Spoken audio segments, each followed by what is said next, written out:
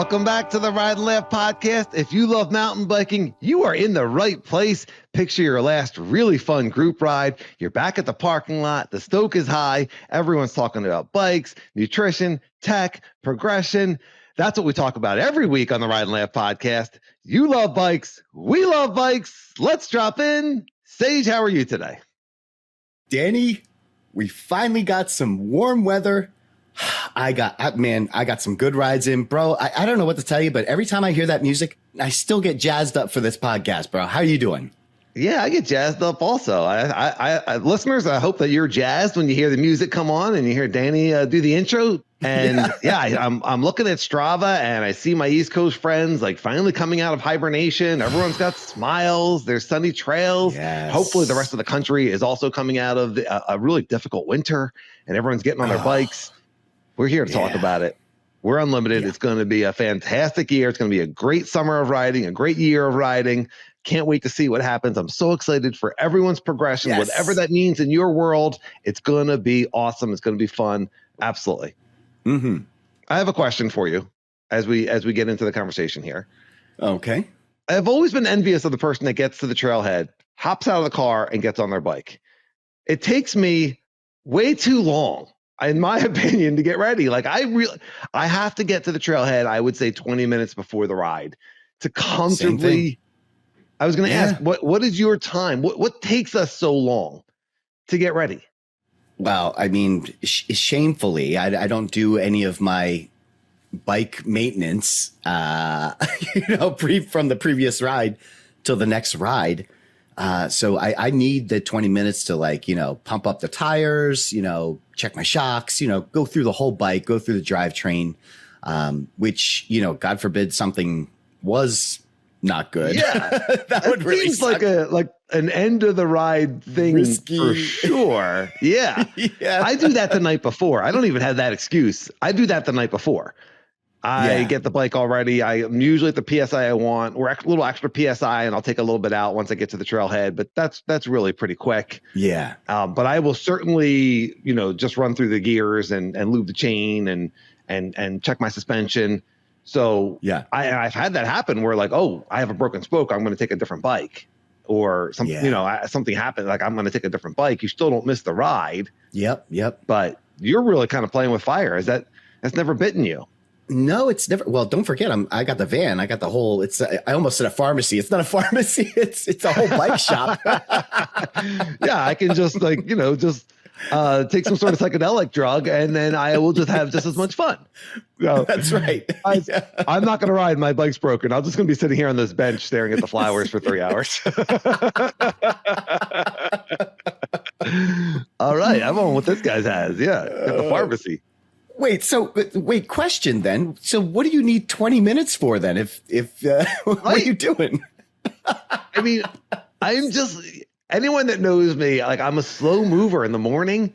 I'm not a morning person. I do a lot. I get a lot done in the morning. I believe in getting out of bed and working out and getting your day started, but I don't move fast. It's just, I get to the trailhead, I turn on the computer, the bike computer. That takes a solid 3 to 4 seconds. 3 seconds. Write this down. We're gonna have to add this up. 3 seconds turning on bike computer, and there's another 4 seconds putting the computer onto the bike. Everyone settle in. I know what you were expecting this podcast, but we got something special for you. But Stick gets there. He arrives 10 minutes after me. He's working on 3 hours of sleep. He's out of the car. I think he actually rides his bike out of his car. You know what I mean? He's just somehow, and it's a little Volkswagen Golf, and he's out the car and riding circles around my car, circling the vehicle. Yeah. Come on, dude. You've been here for 15 minutes. All you do was mount your bike computer onto your. Let's go. And I'm so jealous of someone that can do that, but it's just I got a slow speed going. Yo, I always thought you were meditating. I mean, you literally pull in because you're not moving and your eyes are closed. I'm thinking about how badly I need to pee, and I need to get out of the car and pee right away. That's another thing. I'm always peeing at the trailhead. Yep.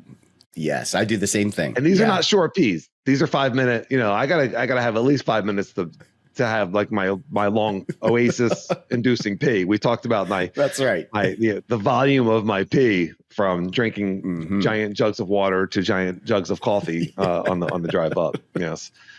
Yeah. So that's interesting. You thought I was meditating. I do look at my list. I was about to say, that's meditation. You're going through your list and all that stuff, but no, you usually have music playing, and I hear, it's usually like upbeat mountain bike, get ready music, and I just figured you were like trying to get yourself into the mood of it, start to feel it. And I was just like, okay, give him a space. Maybe I could shave off like 5. But I don't even know where. I don't even know where to shave off time. Like, I feel like everything I do is necessary. Now we need to get like no, that would actually be incredibly boring. We can get a recording of me getting ready in the morning. Ryan Laugh bonus episode. The episode that no one asked for, but everyone needs. That's right. Yeah. Yeah. That's only people like it. Yeah. All right.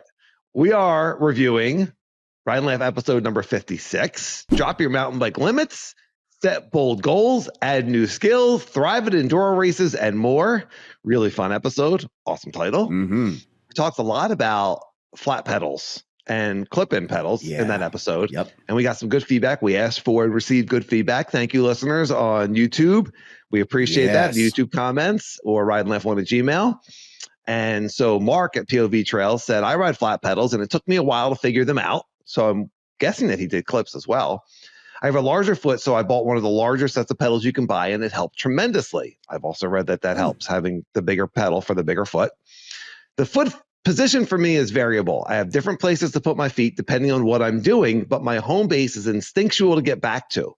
What Dan mentioned about the front foot heel down and rear foot toe down is my preferred way to ride, as it locks your feet into the bike, and you get way more control, in my opinion. Yes. A lot there. And I did a little research on myself, and you were right. I think I said I put my dominant foot toe down, and it's not my dominant toe. My dominant foot is heel down, and my rear. So whatever your foot front is that's in the back, heel down. That's your right. front foot is heel down. Yeah, better way to say it. Okay. Yeah, front foot is heel down, back foot is toe down. So it does create a V, but I had it backwards. Yes. That and that's awesome. So you just did that instinctually. You never thought about doing that. I do that on my clips. Oh, really? Okay. Listeners, let us know if you're clipped in. Take a look down next time you're doing something gnarly. I mean, keep your eyes on the trail, but maybe not. Pay attention. Okay. Scratch that. Definitely do not. Great podcast. Thanks, guys. However, I'm in the hospital because let me report on my feet. Okay. You know what? We don't need to look at our feet to know what they're doing, right? Just pay attention. Take a picture. Yeah. Pay attention.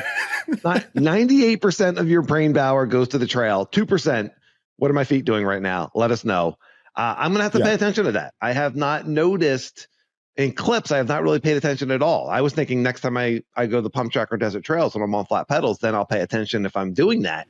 Yeah. But maybe I can check on clips because I ride my clipped-in. I ride mountain bike much more often than I ride my dirt jumper. So, yeah. Question on those climbing session days, are you having a hard time getting started again?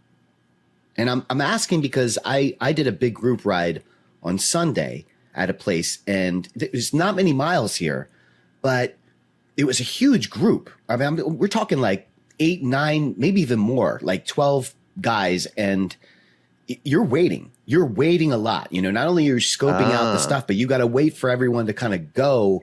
And I did feel my legs kind of like the lactic acid kind of build up, and then, you kind of have to get warm back up again. When you're doing these session climbs, are you having that trouble too?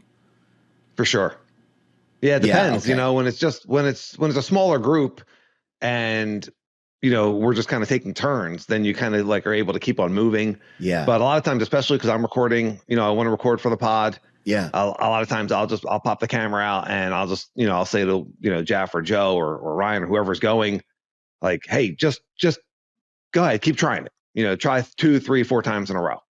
And I had to apologize to Jeff because I got so locked in on trying some of these features that I was like, I didn't realize it until I got back and I looked at the DJI video and I was like, wow, I tried that feature like 12 times, like 14 times, like way too much. Poor Jeff. Get it. Yeah, poor Jeff. He's like, not only did these guys give me the worst nickname ever, and then this guy comes out and like makes me stand around for 20 minutes and then doesn't even get it. My God. I just didn't recognize. You've seen it. You've seen me do this because I get locked into my unlimited nature. I feel like I got it. I know I can do it. And I'm relentless. I'm thinking about the backwards teeter-totter skinny. Do you remember how many times I went at that? And I fell off at Mount Penn. Yeah, that was not the one that came to mind. Which one were you thinking about? You have two that came to mind. We literally spent almost an hour doing 38 special, the amount of run-ups, and that was warranted because you have to get that run in perfectly. My God, Danny, we were there and it was cold. It was cold. Yeah. And then the other one was the alternate line for No Joke. And you really couldn't get your brain around getting around that really, it's a tight turn into a skinny. Yes. And you could not get your brain to get. Yes. You did it. You eventually did it, but holy moly. Yeah. We did the Trail Sage Mindset video that day, which was like early kind of ride and laugh. You know, that was I would say that's a ride and laugh prequel, right? If you haven't seen the Trail Sage Mindset video, let's put it in the show notes. It is an excellent video. It has us doing some really hard, gnarly tech, and it has early, like Dan and Trail Sage talking about mindset and what we use. It was, I remember just being like really happy with the way that you edited it and the way that we were speaking. Back then I was barely on camera. I barely talked. I was on camera as the rider in front of you, but there just wasn't that much, personality. And then I was so well received by your fans that we were, people started saying like, we want more Dan and more Danny, and you guys should start a podcast. And I think what's really interesting about that video, Danny, was you could see the thought process from both of us. Cause as similar as people think we are, we're very different when it comes to riding. And you could literally see your struggle. Cause I didn't leave all the takes, but I left a lot of takes in there just to show the different things. And I asked you questions about like what was going through your head when you were, not being able to get to this point. And you were very cool about being honest, and it was a very humbling experience for both of us. We both had struggles in different spots, and I was really proud of that video as well. It's vulnerable. Yeah, right? It was being vulnerable. It was. And it was really before I understood trusting my skills and trusting my abundance and really like that I know how to do these things. And when I'm centered on the bike and I have my eyes forward, if I am able to quiet my mind, those things unlock. Those things just happen. When you look at something, when you look at a feature and deep down, I could do this. Maybe I'm not ready today, but I can do this. A lot of times it just comes down to like just being able to clear your mind and go for it, whether it's a slow speed tech feature or not touching the brake as you go into, a high speed jump or something else. I mean, there's so many things to challenge us in mountain biking. And that's what's so awesome about mountain biking. It's one of the many things that's awesome about mountain biking is just there's so many things to challenge us, and coming back to that presence, being present feels so good. And then progression feels so good. And they just go hand in hand. I'm going to go back and watch that video. I'm very curious. Now as like a prequel to Ride and Laugh. Like what was the language that we were using? I'm very curious. So question, you have that dog in you that you just keep trying it over and over and over. Has that ever backfired on you? Yes. I mean, the first two things that came to my mind is that I fell off of that log a dozen times, right? It didn't help me. I didn't finish it. It didn't help me progress. I got hurt. Secondly, like I legitimately felt badly that I made Jeff wait so long while I was charging these things over and over and over. And I texted him the next day. Like I was like, oh my God, I did not realize that we did the ride was like 11 and a half miles and we did like 13 and a half miles. So the only difference was how many times I sessioned. I did like 2 miles of sessioning, dude. And I just felt awful. Like this guy, he works all month. He barely gets the ride. His one day off is like, here, hold the camera while I ride and don't even get any of this stuff. I texted him the next day and I was just like, dude, I apologize so much. And he was like, yeah, it was a bit much, but don't worry about it. And then I followed up like a day later and I was like, I still feel bad about this. And he wrote this beautiful, like just poignant text that was like, it said something along the lines of, I spent zero amount of time thinking about this and you should too. Let it go. It's just like a cold water in my face. Like, dude, it's cool. I love it. Stop it. Stop obsessing about it. It's cool. Just like that little belief system in there of like wanting to be liked and approval. And yeah, it was really cool. Yeah. But I'm going to send another. Now I'm doing a podcast on it, apologizing again. He's like, dude, let it go. It's not all about you. We did have a great ride. And we did do a bunch of things that day. And the only reason he didn't need the session stuff, he was getting things on a third or fourth try. It was just, but I do need to set some ground rules for myself. 3 tries, 4 tries, like, be compassionate to myself, 3 or 4 tries and then move on. Stack wins. That day I was stacking a lot of losses. Yeah. Legitimate tries, Dan. That's the key. It's not just 3 like run-ups. I mean, the run-up has to be like, oh, I could have sent this, or I could have done it. That's a try. To see that I'm talking about with Jeff, I was talking about technical climbing. So that's different because when I fail, I'm not like, if I failed at 38 special, I'd be in the hospital. It was like run up, and then I go. Yeah. Same thing with the no joke alt line, run up, and then I went. Yeah. So downhill is a little bit different. Like, I don't know that we really session downhill so much. It'd be near impossible. It'd be near, you can session a feature, but sessioning a downhill would be a downhill park. Like that's why you go to a downhill park. I mean a downhill feature, but once you go, you're fully committed. I can be like half committed on an uphill technical line. Really? Sometimes I'm approaching something and my mind's like, I'm not sure. And I'm like, no, you got it. And I'll just go for it. Cause I know that if I don't get it, I can usually just like step off the bike. Whereas going on a downhill one, like if I'm not 100% locked in, then I can't do it. So you're not used to this. You're not used to having these errant thoughts go through. Yes, I have errant thought. Yeah, you're not used to thinking.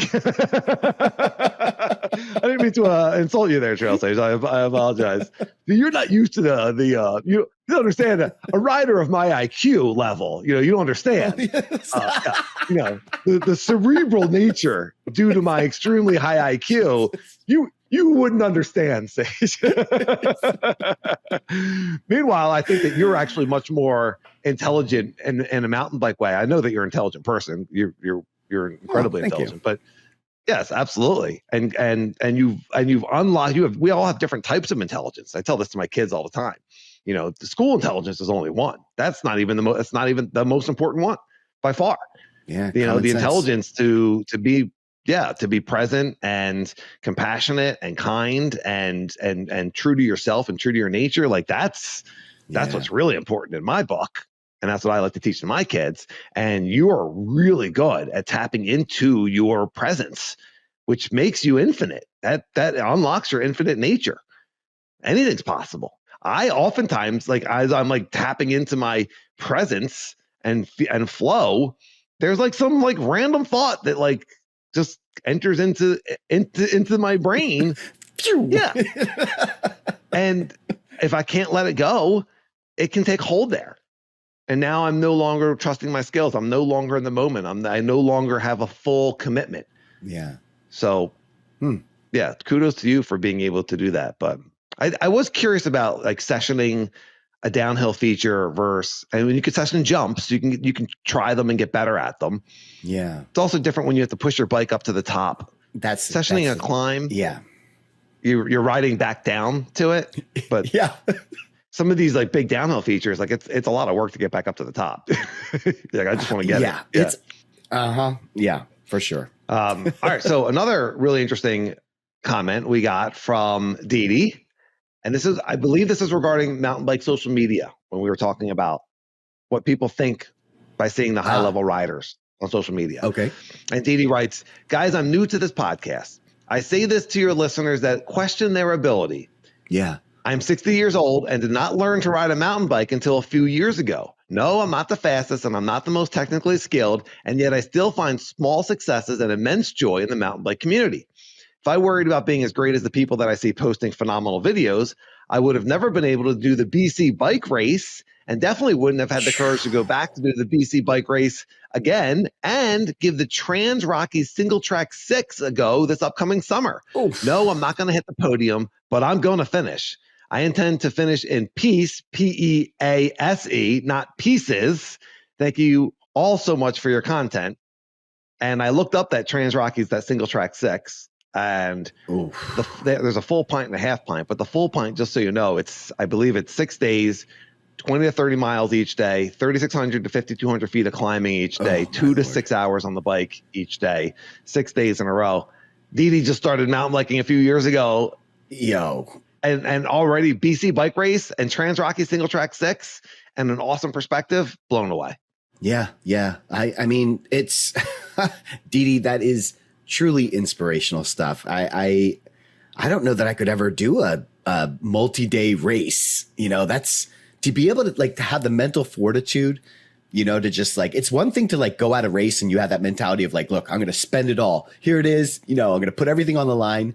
But then to do that day in, day out, and a lot of those races, Danny, you're not sleeping in a hotel room. You're camping out, eating absolutely. Whatever. You're camping. Yeah. Yeah. Absolutely. Yeah. I think they set up campsites. That's totally true. And look, BC bike race and TransRockies single track, these are West Coast and these are not easy. Yeah. If I was going to do a multi-day stage race, it would be one of those two. I haven't looked into it. But ironically, though, Dee Dee's saying, look, don't worry about social media. Here's the things that I'm doing at 60 just after I got into mountain biking. And yet that's inspirational. Just like I look at social media and I see the inspiration of look at what's possible. I look at this person who's 60 just recently fell in love with mountain biking. And I don't know what Dee Dee was doing before to have this high level of fitness, because you can't just go out and ride that much. Must have been some sort of endurance athlete. Dee Dee, if you want to let us know what your background is, curious. Or did you really you didn't just hop off the couch and start doing that? But it's awesome. I mean, we're unlimited. Anything is possible. Start putting in the miles and, not looking to podium, just looking for the experience, just looking for the fun, just looking for the challenge. I'm going to finish in peace. I'm going to be in peace and joy and love and around mountain bike community, and 6 days, something to train for, something to be involved in. The community of people that are doing that anyway. You're going to meet people, you're going to make new friends, and do something really difficult and push the boundaries at any age. Freaking love it. So cool. Yeah, really, really cool. Thank you, Dee Dee. That was, it's cool when we get that kind of a message, because you and I, we spend a lot of time talking about, jumps and drops and all this stuff, but there is this whole other side of mountain biking, this cross country, this racing, this climbing, this, there's so many facets to this sport. And I appreciate Dee Dee sharing her story. And like I said, it got me all juiced up, man. I'm ready to go. I'm curious about the human body and the potential that lies within, being able to do something really epic, whether it be an epically long ride or a 6-day stage race. I wouldn't race it, but just what does that feel like on day 3, 4, 5, 6, getting through those difficult moments where your body is just really pushing the limits. And we can get into this a little bit with, when we talk about climbing and the pain cave and the mentality that you need to be able to push the limits, how much of that is in our head versus our body. You obviously need to have the fitness, but there's a huge mental component to that, which you and I can both speak to. Before we do that, I got to hear about this. I got to hear about your weekend of jumping. Yeah, I'm putting in the work right now. I know you are. And I got a late start, but I've been putting in the work. And you know what? It showed up this weekend. I rode at Mount Penn with Phoenixville Ryan, and I was so excited. This was Ryan, his first mountain bike. Yes, he's Dirt Jump Ryan, and he bought his first mountain bike. And he said he was riding it around town, but this was his first legitimate ride with the mountain bike. Explain for our newer listeners who Ryan is, how we met him, and why him getting a mountain bike now is so interesting to us. Yeah, Ryan is a really talented dirt jumper that we met at Phoenixville Bike Park, which is one of our local bike parks. And he's just a really good dude. I mean, he helped me. I'm pretty sure he helped you as well. Just coached us through the jumps, and he was gracious to let us film him, and we could ask him questions about what he was doing. And he had never ridden a mountain bike. Yeah, dirt jumper through and through. Just showed up at Phoenixville to ride his dirt jumper, to do some jumps. Amazing technique and style, like it's just very comfortable in the air, just a natural. And he meets us there because we were there, every weekend, and you're still there when it's open as much as possible. And we're on mountain bikes, and we're grilling him, we're asking him questions, and so of course we struck up a friendship. And to the point, and we talk about him on the podcast. You can go back if you don't know Ryan yet, just go back, episodes from last summer, and you'll hear us talking about him. But it was so cool when he was like, "I'm a dirt jumper, and I'm gonna buy a mountain bike. I want to try mountain bike jumps." So he gets this bike. The weather finally improves, and you guys go to Mount Penn, and it's his first day riding A-line and mountain bike jumps. So what happened? You know what? First of all, it was so great to be back on the mountain and doing those jumps. It was a very long winter, and Ryan on the new bike. Yes, on the new Stumpy. It was delicious. I was surprised. It took Ryan quite a bit of time to get used to this new bike, and I later found out that his dirt jumper is like 23 pounds, 24 pounds. The new bike that he got is almost 40 pounds. Like, it is an enduro rig. It's heavy, and he was feeling it. And we were briefly talking about fitness. He was feeling it, man. You know that. I mean, that's not a big climb, but it's big enough to hurt you after a while. And you and I would just. Are we talking about just the 5 jumps? Because Skyline, if you ride all the way to the top, it is a big climb. But if there's 5 bike park quality jumps and you can, after the 5th one, you can pull off to the side, you can keep going down to the street, and there's more jumps down there. But that if you just want to hit these 5, they're great jumps. They're tabletops. They're really well built. Dirt sculpt, like amazing. We've given so much gratitude to that park. But for anyone that's kind of newer to listen, there are 5 bike park quality jumps, big jumps on Skyline that are just awesome. But you have to climb to the top. And 40-pound bike, I think he got Rocky Mountain Slayer. Is that what it was? It's a Rocky Mountain. I forget what the name. I forget what the name of the bike was, but it is a Rocky Mountain. And he was struggling on the jumps. It wasn't until like the very end of the day when he started unlocking the technique. It was really interesting. Like, he was trying to do dirt jump moves or his technique with the mountain bike, and it wasn't translating because the Phoenixville Bike Park, those jumps are very short compared to like the 3, 4, and 5 at Mount Penn. Those jumps are really long, and so he would like sky this thing up with his typical super steezy Ryan moves, and he would go straight up in the air, and then he would end up casing the back of it. And he had to like lengthen, take a little bit of height out and lengthen his jump out. It was really interesting to see that. And, being an awesome, the opposite of what we do. Like we tend to rock it across just to clear it. Right. Because we're scared of going high, and he needs to dial in less height and more distance. It's a calculation with the weight of the bike and the technique being different with a full suspension bike. Sorry, I interrupted. That's really interesting. You know what though? In typical Ryan fashion, he was so good that he could make that adjustment, and by the end of the day, I think I got quite a few more runs. I was in much better shape is what I was getting at with the fitness part of it was, I wasn't struggling with the climb. By the end of the day, Ryan was pretty tired, not only he's not used to climbing a mountain bike, he was like standing and climbing. I'm like, Ryan, you can sit and you have gears. Like you can. Oh, yes. Because the dirt jumper, you always stand. Yeah, he's not used to sitting down. I literally said that to him. Yes, I literally said that. I was like, Ryan, you can sit and, go in the granny. And he's like, oh, yeah.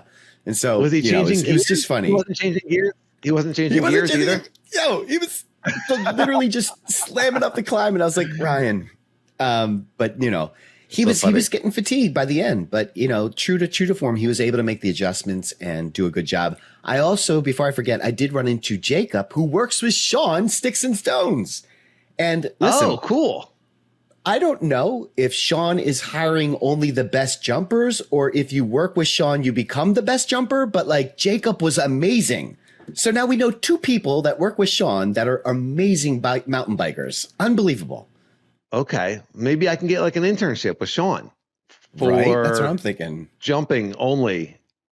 I don't want to actually have to shovel. Sean knows I don't want to shovel. I had a pump track in my backyard that didn't get a shovel on it very often. Yeah. Sean's awesome jumper. Yeah, we do. When I get back to the East Coast, we got to get a ride with Sean. That would be fantastic. Yeah. So interesting. And yeah, looking forward to seeing the video of everybody jumping. I did see some video of Ryan jumping. I guess it was after he got warmed up because he looked awesome. Oh my God. Yeah, well, I mean, he looked awesome from the start. It's just kind of dialing the right distance, the right speed. It took him a while. You know, those jumps are totally different. We did talk about bringing our DJs to the 5 jumps. So that is on my list to do. And wow. Ryan and Jacob, thank you for an awesome time at Mount Penn. It was a really good time. I'm really curious about the dirt jumper at Mount Penn. I find that very intimidating because they're very big. Those jumps are very big for a dirt jumper, but I'm really curious. I know that's something that's been on your mind for a long time. I don't know how I would feel about that because I've had this, we talked about this last week. I've had this desert trails experience where I'm getting a lot of repetition, but I'm not necessarily progressing at the level that I want to be. And I think I need to boost more. I think we talked about it last week, like, you know, how come I'm still rocketing across and not going up? And I think it's a matter of committing and boosting more. And I think desert trails just makes that difficult because the ramp is so small that it's a little bit more of a mental commitment to boost. I had a thought on that, by the way. Okay. I had a thought on this, and I know I'm going to get lambasted in the comments here, but I'm going to say it anyway. Everyone get ready. Get on your keyboards. Here we go. On your marks. Keyboards ready. Thumbs are ready. Here we go. What if, just for 1 or 2 rides, you took off your flat pedals and put your clips on the dirt jumper? And go. Start typing. Let me just. Oh, this is great podcasting. I'm making a face like I'm typing. For anyone listening to the car, I am furiously typing right now. As if that's good content on YouTube, you know? Oh, you got to see the video to really see Dan's face while he's furiously typing face. Oh, yeah. Yeah, you got to see the typing face. The bit really works. It's much funnier than you think. Yeah, that's interesting. I don't know what to think about that. I don't know that it's a flat pedal thing, but I wonder if I would be more comfortable on flats. That's really interesting. It's just an experiment. It's really interesting. Before people get angry, just an experiment. Yeah. I mean, it's a pretty easy one. Like taking pedals off and on is not that. That's what I'm saying. Not that hard. I digress.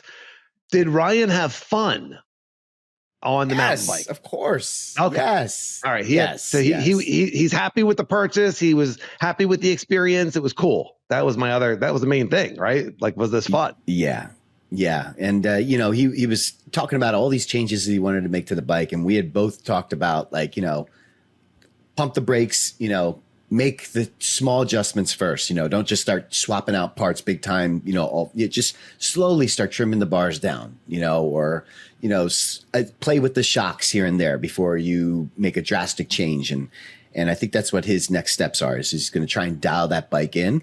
And I am excited to see what he's going to do on that bike. That's definitely not going to be our last ride at Mount Penn. So, yeah.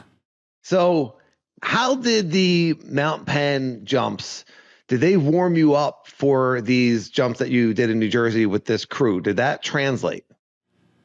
No, yes and no. Like, in the sense that it warmed me up for getting in the air and just being, you know, having that weightlessness time in the air. Okay. But they're not the same. These are ramp jumps versus, you know, table jumps. So, man, it was.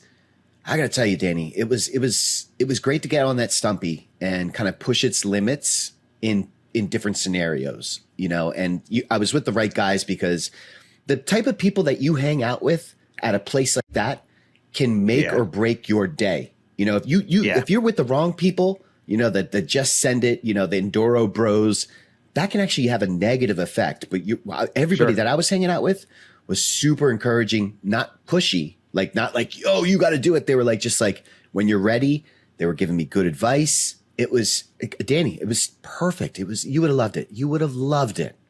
Oh, that sounds awesome. That sounds like an awesome crew. I've met a bunch of those guys, and I know that I'm sure that the people that they hang out with have to be high vibe. Like Nick and Steve are like, they're such cool guys. They're so passionate about building trails. They're so passionate about jumping and having fun on the bike. And, you know, their listeners, they write in often. So I have no doubt that the people that they're going to hang out with are going to have to be people that get along with them. And, you know, so much of the vibration that we put out is the vibration that we get back.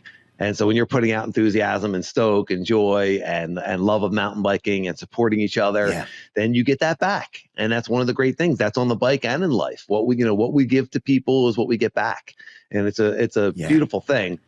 That place looked really, really cool. It's really interesting. And I saw Steve do like this mega gap jump over a river.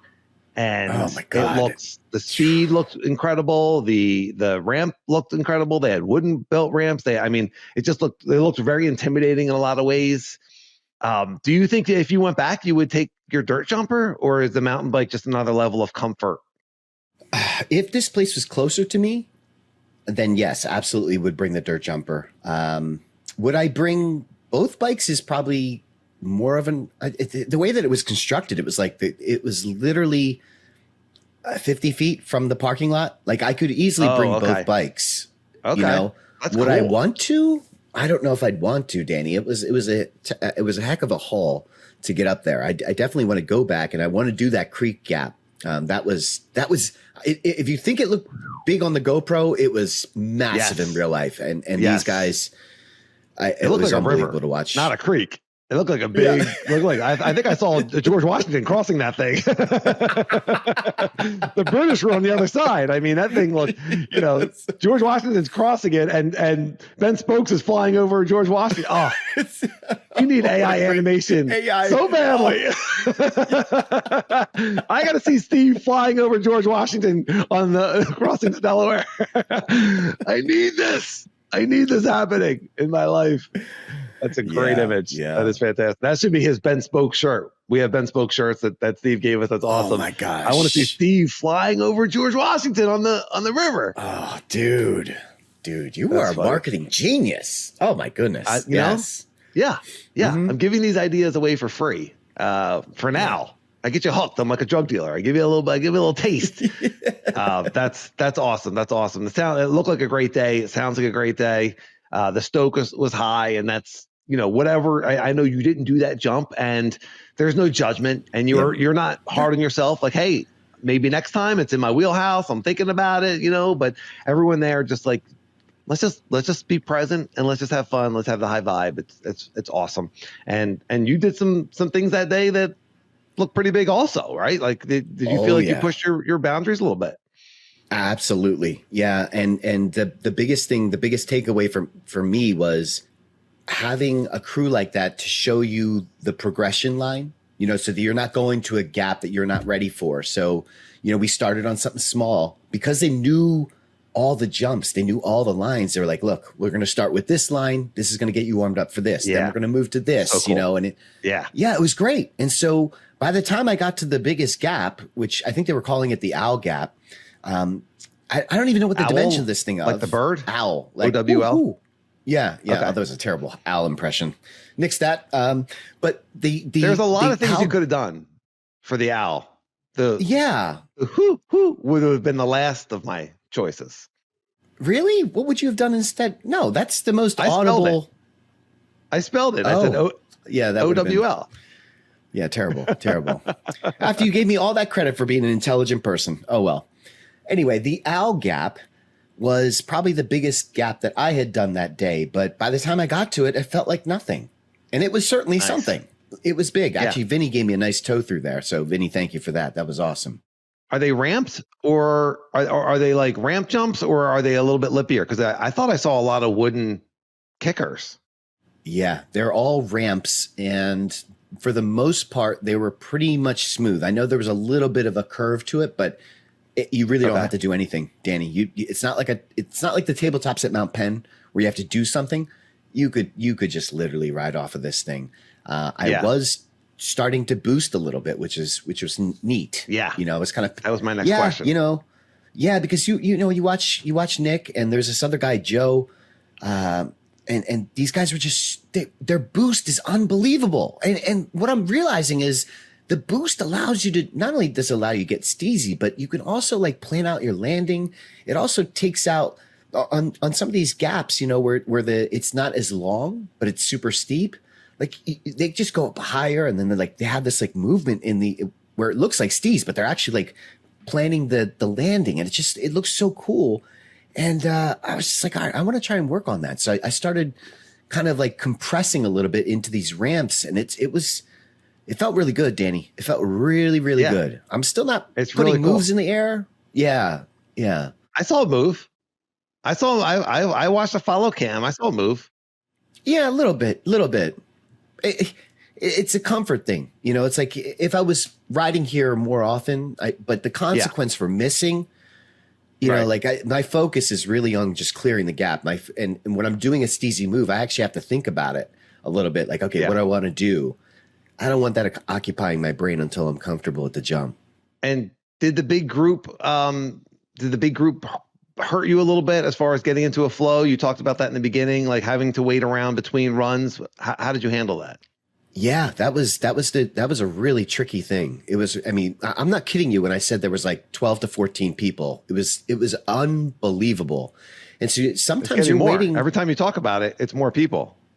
You started with 8 to 10, and then it went 12 to 14. Our core group was like 35 people, I think. I would have to say that. Yeah, seriously. There was 40 people. I can't even 45. At one point, there might have been. They weren't all with us, though. It was like a hub. So there was other people there too. Yeah, and they would just come, and then they're like, "Oh, hey, Steve," Steve didn't invite them, but they were just like they knew Steve, or they knew Nick or whoever we were with, and then everyone's just kind of hanging out. But that makes for a really difficult sessioning thing, especially if you're kind of like at the Phoenixville Bike Park. You kind of experience a little bit of this because if there's a lot of people there, then you have a lot of people at the top of that landing. And that kind of happens when you're in a big group at a place like this as well. And it is a different mindset to kind of get yourself, not just fitness wise to get geared back up, but to mentally get yourself geared back up, to hit these big features. So that was quite challenging. How did you handle that? Because I know when I do Phoenixville Bike Park or Desert Trails or something, like I don't want to stop. I want to like keep going and keep working. We joked about that in the beginning. I get a little bit of a bulldog mentality. I just keep going. I keep going. But here you don't have a choice. So how do you handle that? Cut line, like you want to go again. How did you handle that? Like what was your mindset? It's routine. You have to build a solid routine. And I have one. I have a really good routine. I have something that I do every time before I go through every feature. And as long as I follow that, I'm okay. And I kept telling myself I'm confident in the air and blah, blah, blah. I have all these visualization techniques, but that routine saves you, and that's not going to do much for your fitness. What's your routine? The routine is really a breathing exercise that I do at the beginning of the feature, and I'll just sit there and I'll breathe through it. And I'll visualize everything that's supposed to happen. And then when it's go time, I clear everything from my brain. Unless there's something that I need to focus on, I clear everything from the brain. And then as you say, I'm present in the moment. Those three things are absolutely critical for me. And that saved the day for me. So breathing, visualizing, and then empty. Use presence. Empty. Visualize, then dump the visual. Yeah. You're visualizing, and then you're like, okay, get rid of the picture. Let's go. Okay. Wow. That's awesome. Okay. Those are three good things. We gotta write that down. That's interesting things and good things to try. For me, the emptying the mind is the hard part. I can breathe, I think. And what is your breathing technique? I know that you like to do a long exhale. Is it something in particular? Yeah, it is. It is literally getting rid of all of the air that is in my lungs. It serves two purposes. And one purpose I didn't even realize it was serving. You brought it up, and it slows my heart rate down, which I didn't realize. So big, deep breath and then deep breath out. And the reason why I was doing it before I knew about the heart rate thing was we're doing it in the car. Yeah, everyone's doing the like long exhale right now. Yeah, feels great. Mountain bike Lamaze. Yes. Progression. Here we go. That's right. That's right. But the other purpose, not only does it slow your heart rate down, but when you're about to do something, oftentimes I'll forget to breathe. If it's something really high consequence, I often forget to breathe. Well, if I go on my exhale, that's right, I hold my breath. If I go on my exhale, it forces me to breathe. And if I'm breathing deeply, then I can't get enough air with just one. Like it forces myself to breathe throughout the whole thing. Oh, that's an interesting tip. Really I really like that. Yeah, I really like that a lot. That's interesting. That's very interesting. The breath is such a intrinsic way and an easy way to come into the moment. Anyone that's tried meditation or even just some basic breathing techniques, if you're having a hard time coming into the moment, the breathing, there's I mean, everyone's heard of breath work. If you haven't, there's like Wim Hof and there's all this like breath work. The breath is amazing what you can do. And so often when we get stressed, we might hold our breath or take shallow breaths. And by doing that full exhale and then starting on the inhale, you're starting with a calm, long inhale and then just keep it going. Do you keep it going? Are you consciously keeping your slow breathing? Obviously you have to keep breathing, but I mean, are you consciously keeping that slower in and out going as you approach something that you feel is pushing your limits a little bit? That the fear might creep in. Yeah, I don't know if it's slow, but it's certainly aggressive. If you have ridden with me, you'll hear me. It's like I don't want to blow out the mic here, but it's like like as I'm riding, through the feature, you'll hear it. It's probably embarrassing, but that's what I do. No, it's cool. I've heard Remy do that. Yeah, I've heard Remy Metallier doing that. Yeah. Okay, well, I don't mind being linked to that. If Jeff Jackson could be like Jeff Goldblum. Sorry, I messed it up. Jeff Goldblum. No, I didn't mean Jeff Goldblum. Jeff Jackson, you confused as Jackson Goldstone. What's his name? Goldstone. Jackson Goldstone. All right. If Jeff Jackson can be Jackson Goldstone, there's no reason that Sage Thompson can't be Remy Metallier. Hey, I'll take it. Oh, both you and Jeff are like, neither of those is really true, but hey, anything's possible. All right. I love the breathing technique. I think that's fantastic. I think that's something that we can take to the trails, our next ride, our next couple of rides. I'm going to try to remember that. I'm going to write that down on my list of 7,000 things I want to remember to do on my next ride. Yep. That's going to go in my Trail Sage folder and the Trail Sage tab. Great stuff. I have to mention, I did this ride at McDowell Mountain, and I had not done this loop before.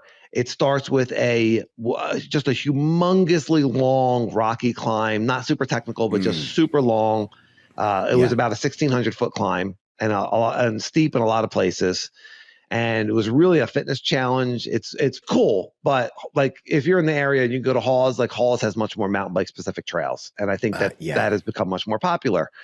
But I get to the top of this Bell Pass climb, and it's a legitimate climb, and all of a sudden I hear another bike coming up, and this dude comes up, and he's made the climb, and I was like, "Yo, awesome, good job getting up here." And he's like, oh, man, he's like, I'm so psyched. My 15-year-old son is about to crest the climb. This is the first time that he's ever done this climb. And sure enough, up comes his kid, and he had just done this mega climb, he and his dad. And I was just high-fiving the kid. I was like so stoked for both of them. It was Alex and Zach. It was just so cool. It was just so cool. Father and son out riding and, just sharing the Stoke, and dad being so proud of his kid and his kid being so proud. And it's a really impressive thing to do. And I just thought it was awesome. And So I have to give Alex and Zach a lot of kudos. I just thought that was a really cool moment. And you knew what to do, because we already discussed, if we do the high five or the fist bump, you knew what the appropriate, you didn't go in for a hug.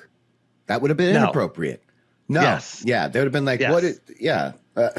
I had to restrain myself. We were at the top of the mountain all alone. I didn't want them to think. No. Dad, can we keep riding? This guy's creeping me out. No, nothing weird like that happened. Nothing weird like that happened.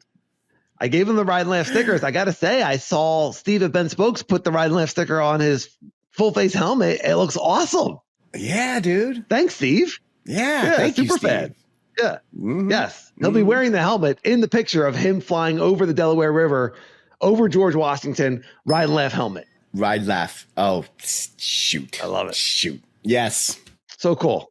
Well, Danny, gratitude, my friend. Yes, it is Mountain Bike Gratitude of the Week time.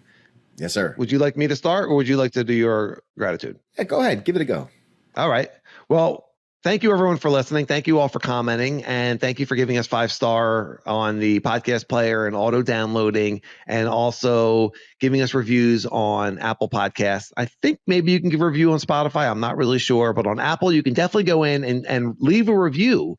And that helps other listeners and other riders know that they want to get involved in the podcast. And we have a review from Ray from Colorado that is just one of the coolest things that I've read. And your reviews can be anything. They can just be like a basic, really appreciate it, really great. Yeah. Ray went above and beyond, and I really love what he wrote. The title is The Absolute Best MTB Podcast, Spreading the Love, Stoke, and Positivity of MTB. And Ray writes, if you love mountain bike, you have come to the right place. This is the most awesome and most positive mountain bike podcast ever created. Dan and Trail Sage are just like us, everyday mountain bikers that love the sport and the positivity that keeps us coming back ride after ride. I've been riding, building trails, and obsessing over mountain bikes for 20 years because of the stoke and the joy it brings me. This podcast is 100% all about that, spreading the stoke and joy of the sport.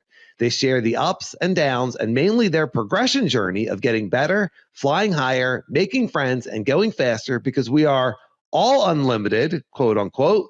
We all belong here, and we all deserve to unlock our true potential to the promised land of Stoke and Flow.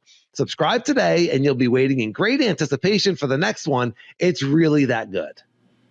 Yo. Ray. Yo. Ray. Thank you, brother. Come on. Can we send him a sticker or something? My God, that was beautiful. It encapsulated Ray needs a everything. For sure. Ray. Yes. Send us your, how would he even send us through Instagram? Ray, reach out to the Ride and Laugh on Instagram. Get us your address. We'll get you a sticker. Bro, that was beautiful. Or Ride and Laugh one at Gmail. We do have a Gmail. Actually have a Gmail. Oh, we do have a Gmail. Yeah, that's right. We do.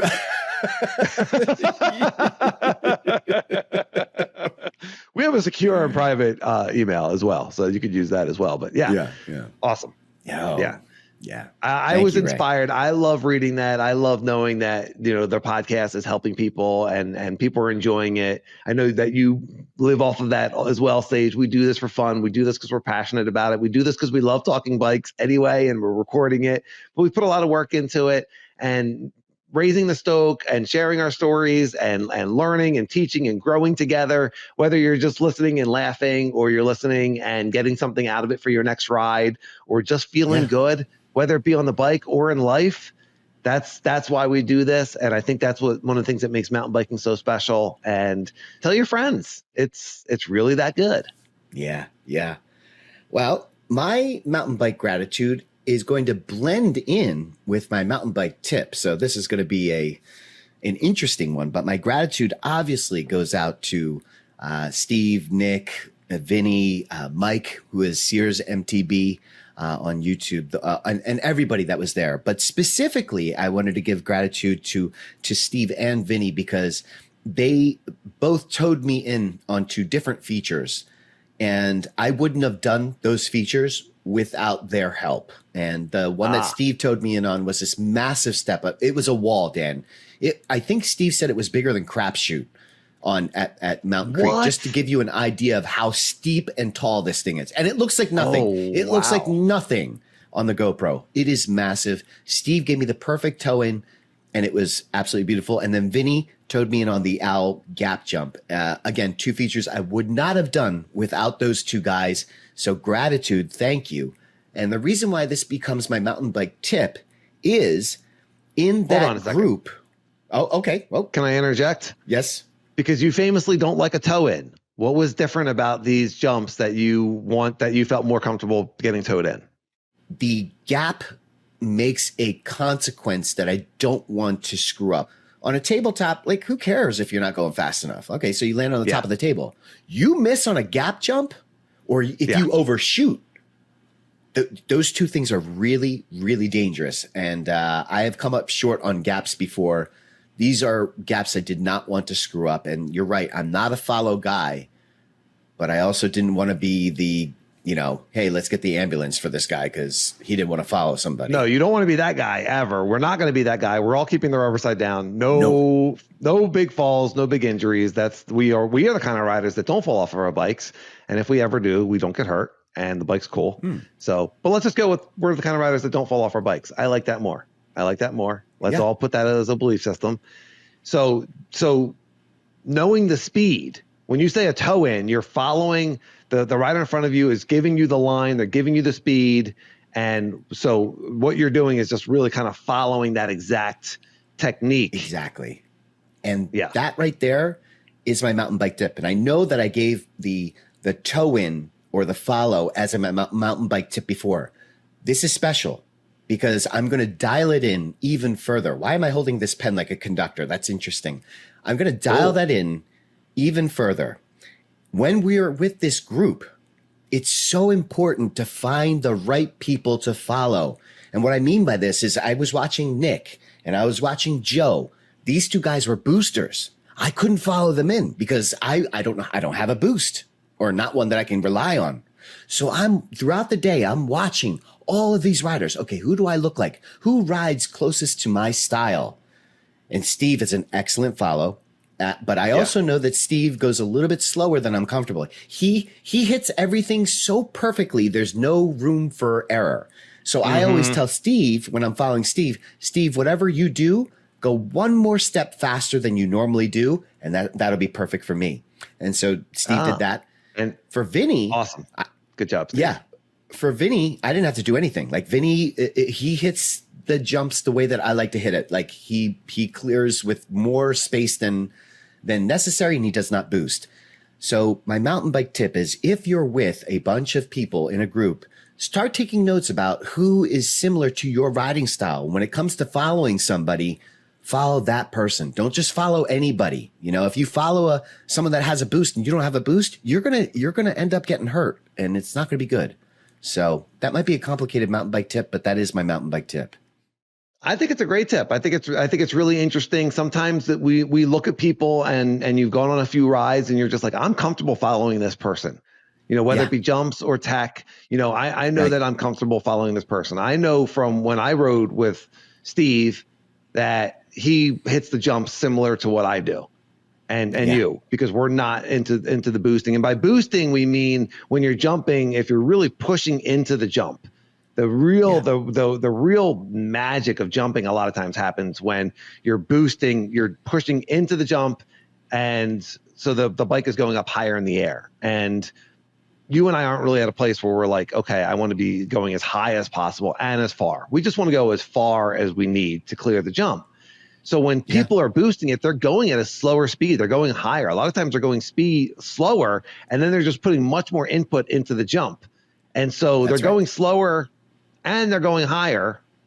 And if you're behind them, you're not boosting, you're not going as high, you're not going to be going as fast, but you're also going to catch up to them.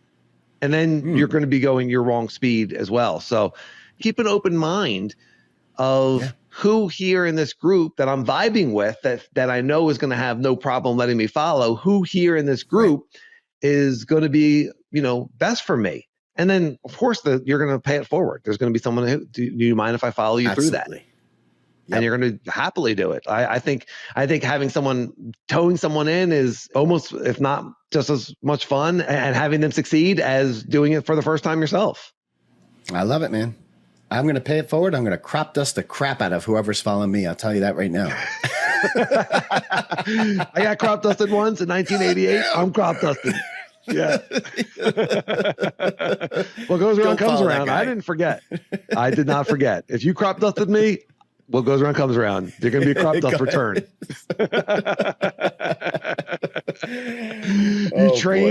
You train all year to get fitter so that you could pass your friends on a climb just to crop dust them. This is what I've been working for. Whole new level. That is some vengeful crop dusting right there. That's right. Yeah. Venge crop dusting. You get your FTP up to like 350 just for crop dusting purposes. Just so you can, Yes. Wow. Yes. That's dedication. Yes. That's right. That's right. I got my FTP up to 400 and all I got was to crop dust my friends. That's a pretty good t-shirt. Put that in Steve's t-shirt. Crop dusting George Washington. Oh yes, that's great. How about the front of the shirt says revenge crop dusting, and then the back of the shirt is just like it just looks like dust particles. You know what I mean? Like fart particles. It's not dust. We could. And it says you just got crop dusted. I love it. Right and left. I love it. Yeah. Mm-hmm. If you're reading the back of this shirt, you're getting crop dusted right now. You've right been and left. Crop dusted. If you can read this, you're inhaling. If you can read this shirt, you're being crop dusted right now. Apologies. Right and left. Oh God. Oh boy. Man. All right, we better shut this down, Danny, before we get in trouble. All right. Well, if you're still listening, you have a good sense of humor. We appreciate that. You're definitely one of us. You love mountain biking. We appreciate you. Please like and subscribe on your podcast player. Make sure that you download. Tell your friends about the Ride and Laugh podcast. And like and subscribe on YouTube. Leave a comment. That helps the algorithm. We also, on YouTube, we now have access to Super Thanks. So you can donate to the Ride and Laugh podcast, keep the lights on, keep us going. We can start making a little bit of money. And if you appreciate it, we certainly appreciate any donations. And everybody have a fantastic week and a great week of riding. Ride and Laugh. I'll see you, everyone.